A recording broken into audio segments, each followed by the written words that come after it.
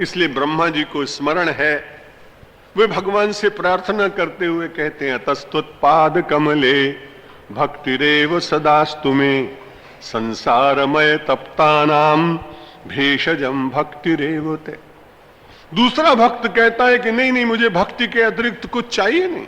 नास्था धर्मे न वसुनिचय नैव कामोपभाव भोगे यद्भाव्यम तद्भवतु भगवन् पूर्व कर्मानुरूपम एतत् प्रार्थ्यम मम बहुमतम जन्म जन्मांतरेपि त्वत्पादांभोरुः युगगता निश्चला भक्तिरस्तु। बस मैं तो एक ही बात मांगता हूं, निश्चला भक्तिरस्तु, अचल भक्ति मुझे प्राप्त हो। संसार की वस्तुएं तुझे नहीं चाहिए। वो भक्त भगवान से प्रार्थना करता है, नास्था धर्मे न वसु निचय, मुझे धर्म में भी आस्था नहीं है, क्योंकि जब भक्ति में आस्था हो गई तो भक्ति तो धर्म का स्वरूप ही है। इसलिए अलग से धर्म करने का कोई कारण दिखाई नहीं पड़ता है। भक्त का आचरण अपने आप ही धर्म बन जाता है। उसकी प्रत्येक क्रिया के भीतर से लोग धर्म का संदेश प्राप्त करने का यत्न करते हैं, इसलिए धर्म की निंदा नहीं कर रहा है। धर्म की महिमा तो भक्ति के भीतर समाविष्ट है, इसलिए वो कहता है, नास्था धर्मे न वसुनिचय।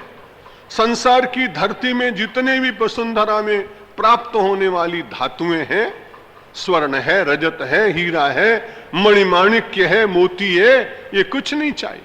नास्था धर्मे न वसुनिचय नैव कामोपभोगे।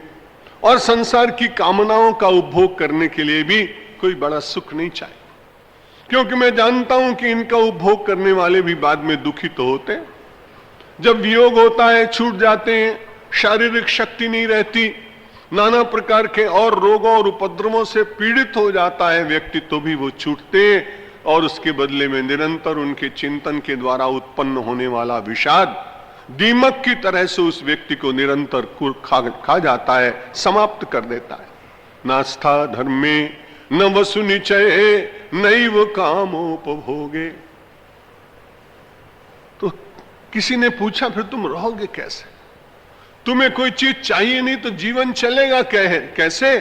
उसने कहा, भरोसा बहुत है, यद भाव्यम तद्भवतु भगवन् पूर्व कर्मानुरूपम। उसने कहा, भगवान जो कुछ होना है होने दीजिए, क्योंकि जो कुछ भी होगा वो सब मेरे द्वारा ही तो किया होगा। उसमें आपकी करुणा निश्चित रूप से, जहां सदाचार है, सत्व सात्विकता है, वहां आपके करुणा और अनुग्रह का अंश तो है। लेकिन जीवन में जितनी भी घटनाएं प्रायः घटती हैं, वे सब मेरी ही अपनी रचना होती, व्यक्ति की अपनी रचना होती हैं।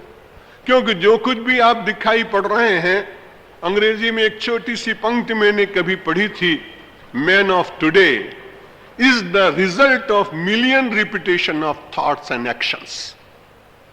आज का आदमी नहीं है, उसने जिन कर्मों को लाखों बार आया है और जिन विचारों को उसने हजारों और लाखों बार मन में अपने चिंतन करने का प्रयत्न किया है, ये उसका ही परिणाम।